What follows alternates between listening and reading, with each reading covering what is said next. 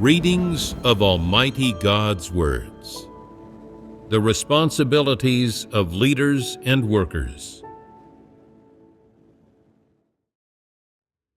The responsibilities of leaders and workers, 27. In the church, there are also some people who are Judases, and they are always trying to inquire about how much money God's house has, and who in the church makes the largest offerings.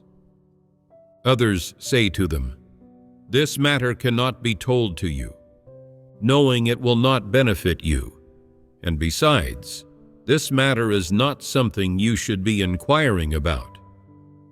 After hearing this, they turn hostile and say, "You're all guarding against me, looking down on me, not treating me as one of the brothers and sisters. You're treating me like an outsider. I know in whose home the church's money is being safeguarded. I'll report you and let the police confiscate it all. Then I'll find out how much money there is." Whenever something happens, they want to sell out or report others. It's only when it comes to the disturbances caused by false leaders, antichrists, and evil people in the church that they never report anything.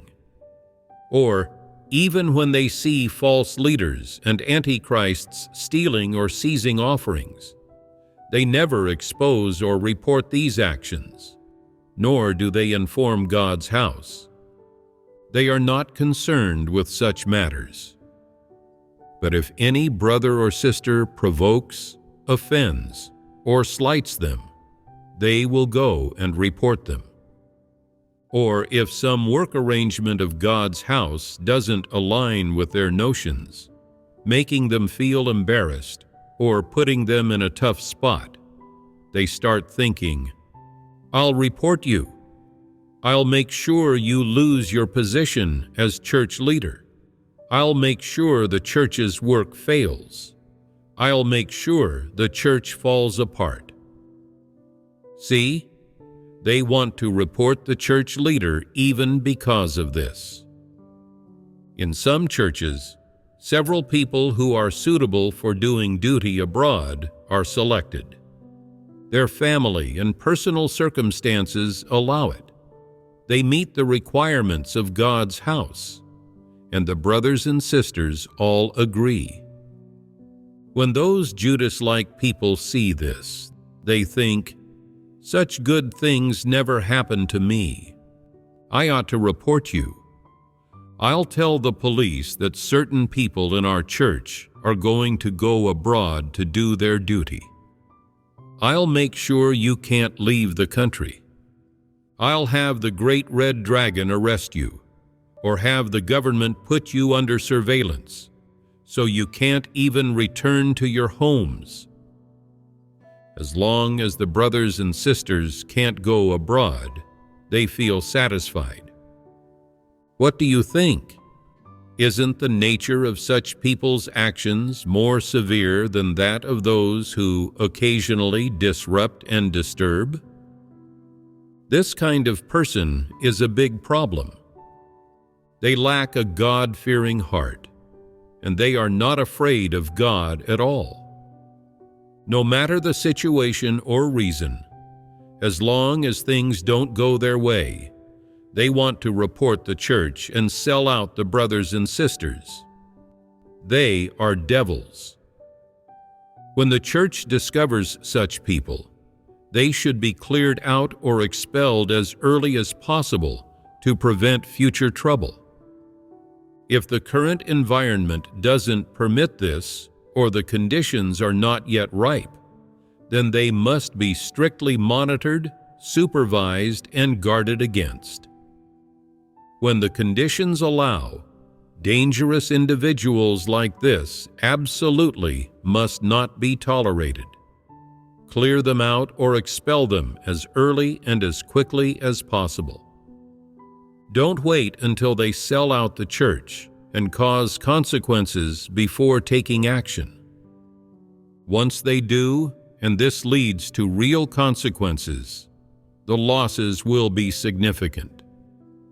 Who knows how many brothers and sisters will be left without a home to return to, or even arrested and imprisoned? Many brothers and sisters may no longer be able to do their duty or live church life. The consequences will be unimaginable. Therefore, if, as leaders and workers, you discover people who are Judases in the church, you must clear them out or expel them in a timely manner.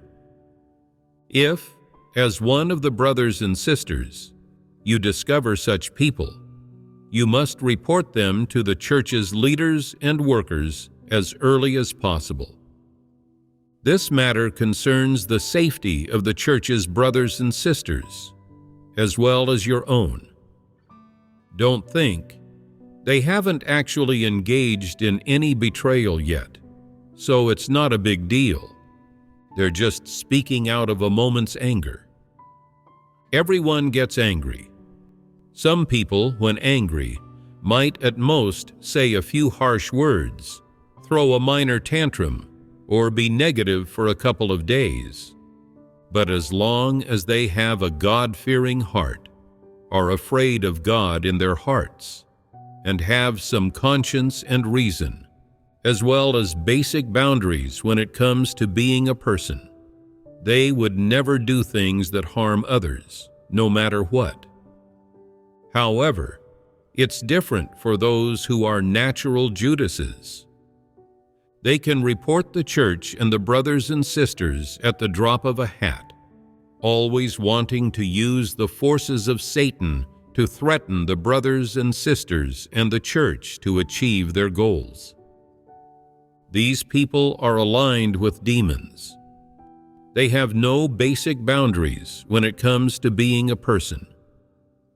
Therefore, both church leaders and the brothers and sisters must be especially vigilant regarding those who can report the church at the drop of a hat.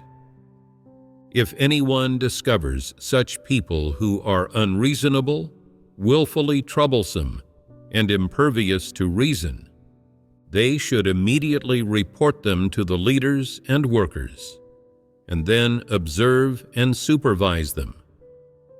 If church leaders discover such people, they should come up with a plan to handle and resolve the situation as early as possible. They must protect the brothers and sisters and protect church life and the church's work from being damaged and disturbed by such individuals. Don't assume that when such people say they will report the church or the brothers and sisters, it's just something said in a moment's anger, and thus let your guard down. In actuality, the fact that they frequently say such things proves that this idea is already in their minds. If they think this way, they are capable of acting on it. Sometimes, after saying, "I'll report you," they might not follow through, but who knows when they might actually go ahead and do it. Once they do, the consequences will be unimaginable. So, if you always treat their words, "I'll report you," as merely something said in anger, then you are being ignorant and foolish. You have failed to see through to the substance of their humanity through these words, and this is a mistake. They can say, "I'll report you," to threaten others at the drop of a hat. This is absolutely not a simple, angry remark. It represents their Judas-like nature and their lack of basic boundaries when it comes to being a person. Just what sort of wretch is someone who has no basic boundaries when it comes to being a person? The sort with no conscience and no rationality. Without a conscience, they are capable of committing any evil deed, and without rationality, they are able to act beyond the bounds of rationality, doing all kinds of stupid things. It's possible that after reporting the church and seeing the brothers and sisters arrested and the church's work damaged, they might shed tears and express regret. But these unreasonable and willfully troublesome people act without rationality. When faced with a similar situation in the future, they will still report the church. Doesn't this indicate a problem with their nature? This is precisely their nature essence. Some church leaders still believe that what they say is just something said in a moment of anger, and that their nature isn't bad. They think this isn't a natural revelation of their humanity and doesn't represent their humanity. Is this viewpoint wrong? Even if they don't usually display behavior that shows a vile character, the fact that they often say they will report the brothers and sisters, and that the slightest thing that displeases them can lead them to think of reporting them, is enough to prove that their character is lowly and vile, and that they are not trustworthy. Such people have no conscience or reason. They act however they please when it comes to being a person, doing whatever they want based on their own interests and preferences, without any boundaries of conscience. Such people should be dealt with by being cleared out, and there's no need to show leniency to them, because they're not children. They're adults and should know the consequences of reporting the brothers and sisters and the church. They are fully aware that this is the most ruthless move, the most effective one. They see it as their trump card, the ultimate way to get revenge on the brothers and sisters and the church. Tell me, aren't such people devils? So why show leniency to devils? Do you have to wait until you see them openly pointing out the brothers and sisters and the host families to the great red dragon before you acknowledge they are Judases? By the time you see these facts and characterize them, it will already be too late. In fact, their nature essence is already exposed the moment they start shouting about reporting the church when they encounter some issue. Don't wait until they take action to discern and clear them out. That would be too late.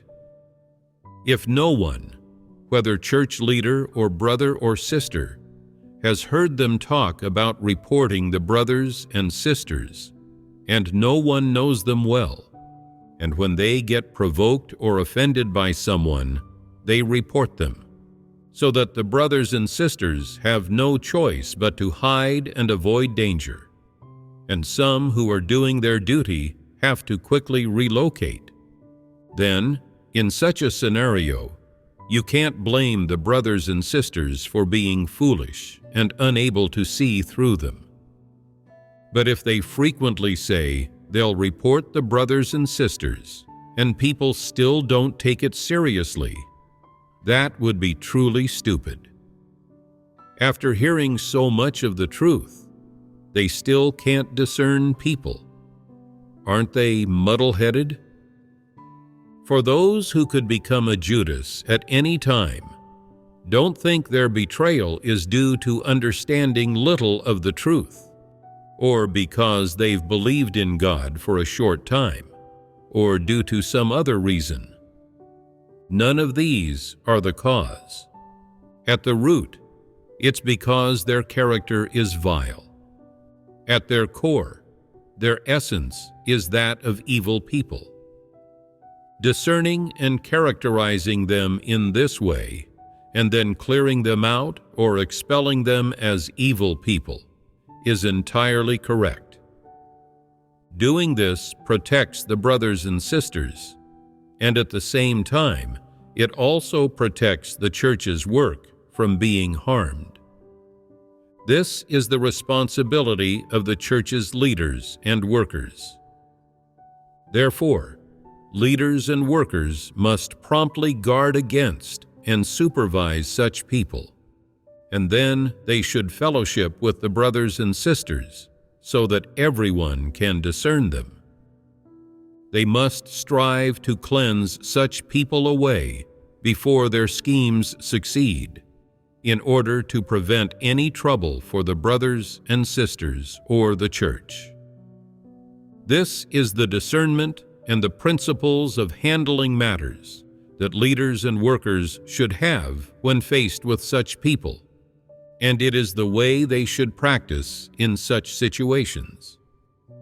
Is this clear? Of course, it's best to deal with such people in a wise way, ensuring that clearing them out doesn't bring future trouble to the church. If handling one hidden threat leads to even more later on, then the church leader who does this is grossly incompetent and falls far short of the standard. They do not know how to do the work, and they lack wisdom. On the other hand, if a church leader can handle a hidden threat in such a way that avoids adverse consequences, benefits the church's work, and also helps the brothers and sisters grow in discernment, then that is truly knowing how to do the work. Only this kind of leader or worker is up to standard. If a leader or worker encounters people who are capable of selling out the church but cannot discern them, or sense what kind of humanity they have, or what kind of trouble they might bring to the church and the brothers and sisters, being unclear about all of these things in their heart, and they don't know how they should treat or handle such people, how to do this work, or even that this is work leaders and workers must do. Or, even if they do know but are unwilling to offend such people and simply turn a blind eye to the matter without clearing them out or expelling them, what kind of leader or worker is that? A false one. They are not up to standard as a leader or worker.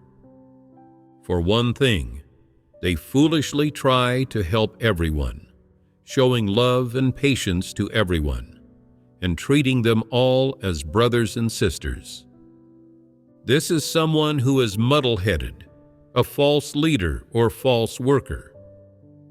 Additionally, when they discover people who are Judases in the church, they do nothing to promptly handle or resolve the issue. Instead, they turn a blind eye, pretending not to notice anything. In their heart, they think, as long as my own status isn't threatened, it's fine. I don't care about the church's work, the safety of the brothers and sisters, or the interests of God's house. As long as I occupy this position and get to experience enjoyment every day, that's all I need. They don't do any real work, and when they see problems, they don't resolve them. They just enjoy the benefits of their status. Is this a false leader? For example, let's say a person of the type who is capable of engaging in betrayal at any time has been acting tyrannically in the church for a long time, constantly threatening to report the church and the brothers and sisters. Some false leaders see this but do nothing. Even when someone reports this individual and the upper-level leaders deal with them by clearing them out, the false leaders still don't take it seriously or think anything of it. They think, let them report whoever they want. As long as they don't report me or affect my role as a church leader, it's fine. Is this kind of leader a false leader? They occupy their position only to enjoy its benefits without doing any real work, noticing someone who is capable of selling out the brothers and sisters at any time, but failing to clear them out or expel them. They are a false leader and should be promptly dismissed from their role. Some false leaders, after being dismissed, remain defiant. They say, "What right do you have to dismiss me? Was it just because I didn't clear out that person? Wouldn't the issue be settled if you just cleared them out yourselves? Besides, they only said they would report the brothers and sisters. They didn't actually do it.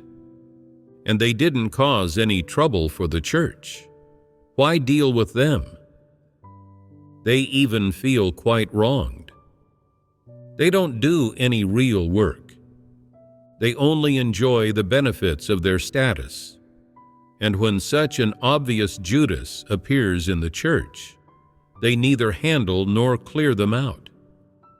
Some brothers and sisters are in constant fear, saying, 'There's a Judas among us,' always threatening to report the brothers and sisters. This is so dangerous. When will this person be cleared out?" They tell the church leader about this issue several times, but the leader doesn't address it, instead saying, "It's nothing. It's just a personal dispute. It doesn't involve the church's work or the safety of the brothers and sisters." They do not handle the matter. What is the only work they do? One type is the work assigned to them by the upper-level leaders, which they have no choice but to do. Another is a type where not doing the work would affect or endanger their status, in which case they reluctantly do some tasks that make them look good. But if their status isn't affected, they avoid work whenever they can. Is this a false leader? When really faced with a certain environment or with being arrested, they are the first to run for cover, only caring about their own safety, without any concern for whether the brothers and sisters are safe, and they don't protect the church's work or the interests of God's house. No matter what they do, it's all to preserve their own status. As long as the above doesn't dismiss them, and as long as, in the next election, the brothers and sisters still vote for them and they get to remain a leader, they will reluctantly do some work. If something they do could affect how the above views them, potentially causing the above to dismiss them, or if their actions and manifestations could cause the brothers and sisters to form a bad impression of them and not elect them again, they will try to salvage their image by doing at least some work that's right in front of them.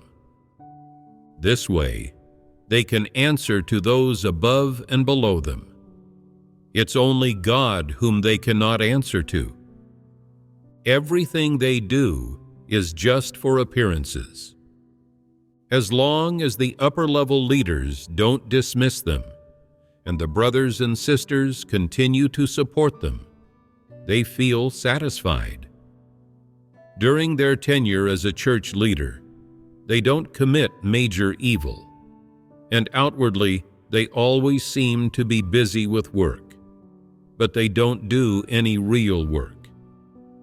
Especially when they see evil people disturbing the church, they do nothing.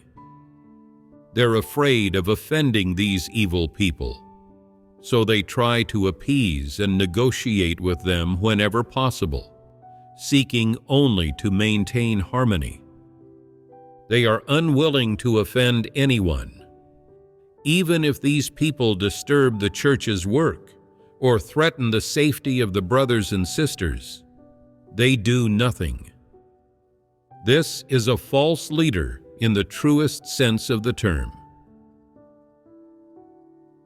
For false leaders who do not do real work, if the brothers and sisters remind them repeatedly, asking them to solve problems, and they still do not do real work, do not solve real problems, and do not correct mistakes, then you should report this upward.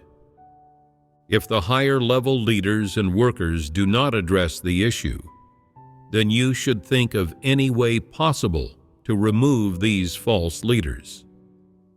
I have actually said these words for many years, but the majority below are slaves who would rather suffer some personal loss and endure some harm than offend others.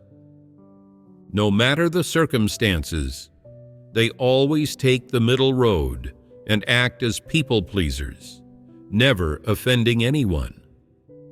What is the cost of not offending people? It is sacrificing the work and the interests of God's house, causing the interests of God's house to be harmed and the brothers and sisters to be disturbed. If evil people are not dealt with, many who are doing their duty will be affected. Doesn't this equate to the work of God's house being affected? When the work of God's house is affected, no one feels anxious or worried, which is why I say that most people are sacrificing the work and the interests of God's house to maintain harmony and amicability with others. They avoid offending leaders and the brothers and sisters. They offend no one. Everyone acts as a people pleaser. Their mindset is, "You're good, I'm good, everyone is good. After all, we see each other all the time." And what is the result? This allows evil people to exploit the situation. They repeatedly act tyrannically, doing whatever they please. So, if the church leaders are unreliable and do not cleanse evil people away, then the brothers and sisters must think of any way possible to protect themselves. They must avoid, keep away from, and isolate evil people when they see them. Some people say, "If we isolate them and they get angry, won't they report us again?" If they really did report you, would you be afraid? If they report you again, it just further proves that they are natural Judases, devils. You must not be afraid of them. If the leaders and workers are blind and unable to see through things, muddled and useless, or if they are indecisive, never offending anyone, only indulging in the benefits of their status without doing real work, then the brothers and sisters should not place any hope in them anymore.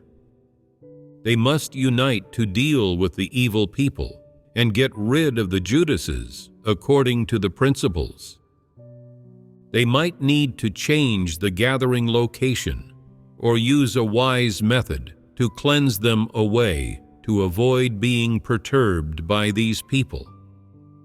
Ensuring the normal functioning of church life and the normal progress of all church work is the most important thing. If a church leader does real work, has sufficient caliber, and their humanity is also quite good, then, as long as they carry out their work according to the work arrangements, everyone should obey them. If they do not do real work, then they should not be engaged with or relied upon. At that time, problems should be solved according to God's words and the truth principles. If the leader needs to be dismissed, then they should be dismissed. If a re-election is necessary, then hold one. If this false leader does not protect the interests of God's house, does not secure the environment in which the brothers and sisters do their duty, and does not care about the safety of the brothers and sisters, then they are not up to standard. They are incompetent, just a huge piece of trash that serves no real function. The brothers and sisters should not listen to them or be constrained by them. Any leaders and workers who cannot cleanse away Judases whenever needed are false leaders and false workers. Such false leaders and false workers should be dealt with in the manner described above. If they are not dealt with promptly, the brothers and sisters will all be sold out by the Judases, and the church will cease to exist. This concludes our fellowship on the eighth manifestation, being capable of engaging in betrayal at any time.